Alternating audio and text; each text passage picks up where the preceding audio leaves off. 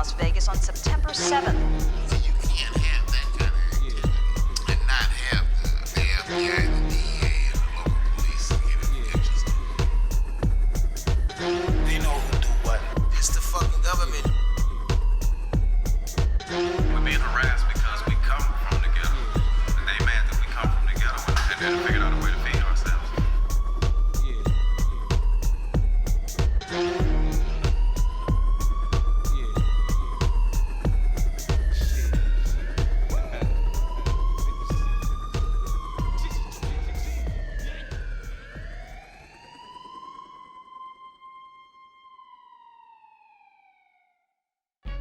Profile and send me straight to the island. Hit me with the nightstick, the captain starts smiling. The foul smell of the ghetto will burn your nose here. It's forbidden, so no one goes there. The struggle never stops. Still we wake up to spoiled milk with roaches crawling out our cereal box. They feed us lies, blind our eyes. If your hand the same color as mine, black and rise.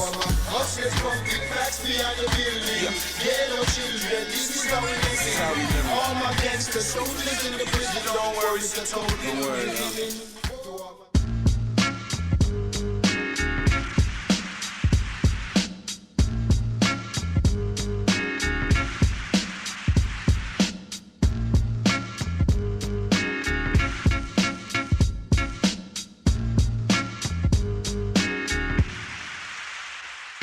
The violent headlines, arrests, bulletproof vests, and shootouts translate into more record sales.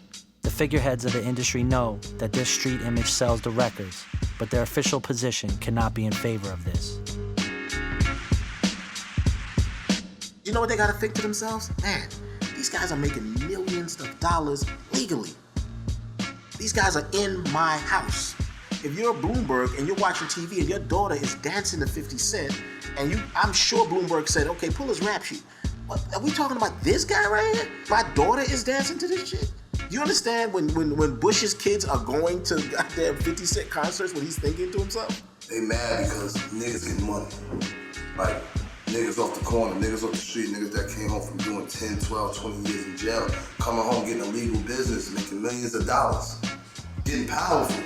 From a business that we get to glorify the shit that we live, shit we talk about, we make millions of dollars off of it. When niggas get money, you know what I mean? The system gets funny. As simple as that. As hip-hop gets more and more money and gets more and more prestigious, and there are more and more bad acts that occur, they're gonna bring more press to their attention. When you bring the press, you bring heat, and there is no rush to justice here. They're gonna look into it because that's what says they can. The law says they can do that. Hip-hop is mainstream popular culture. It is Madison Avenue, and the powers that be realize that too much is at stake. Multi-million-dollar licensing deals with Reebok, Pepsi, Coca-Cola, McDonald's, and other luxury brands that are endorsed by the stars. P. Diddy even visited Wall Street for the Warner Music IPO in 2005. We've been able to prove to the rest of the planet that we're trendsetters and that other people can profit off of it.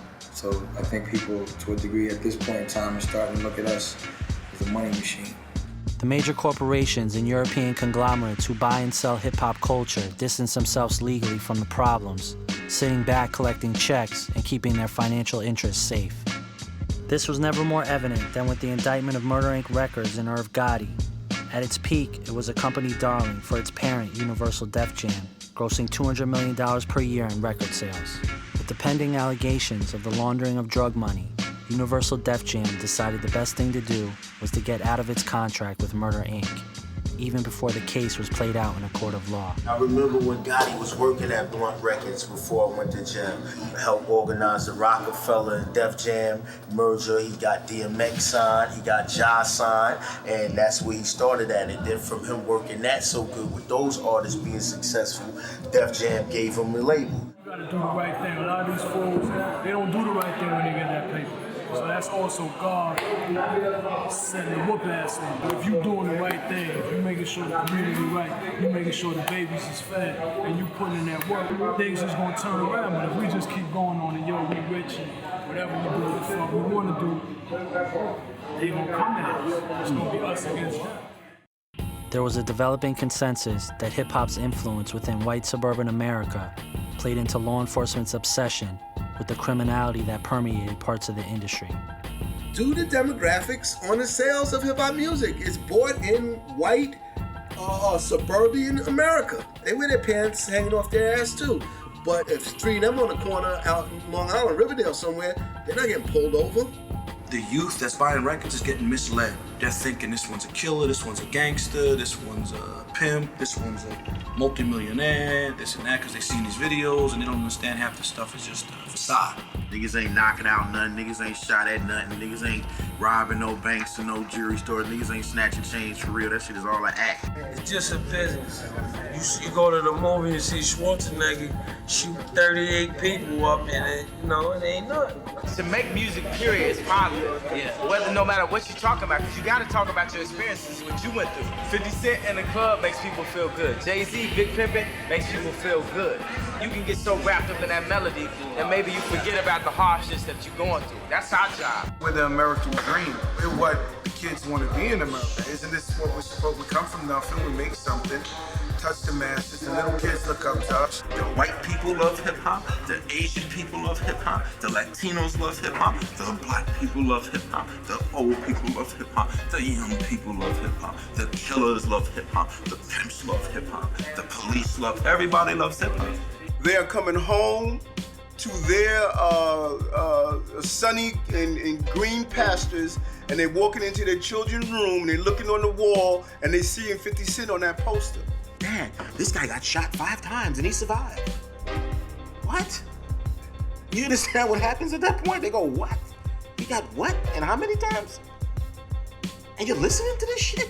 So once rap became this accepted thing, it's like, well, not only does it has a value, but now it has a value where it also spreads to white America, adding into its equity as a business. It took on a whole nother thing. It's like, grab a hold of it, of the control aspect of it, because it's profitable. If people believe that this is not scaring the mess out of suburban America, they don't fully understand the fears of suburban America. This is a concerted effort to do what they can do to crack down on these multi-millionaires that are impacting on their children. A lot of it is a study in power. Politicians look at the hip-hop community and they say there is potential power there.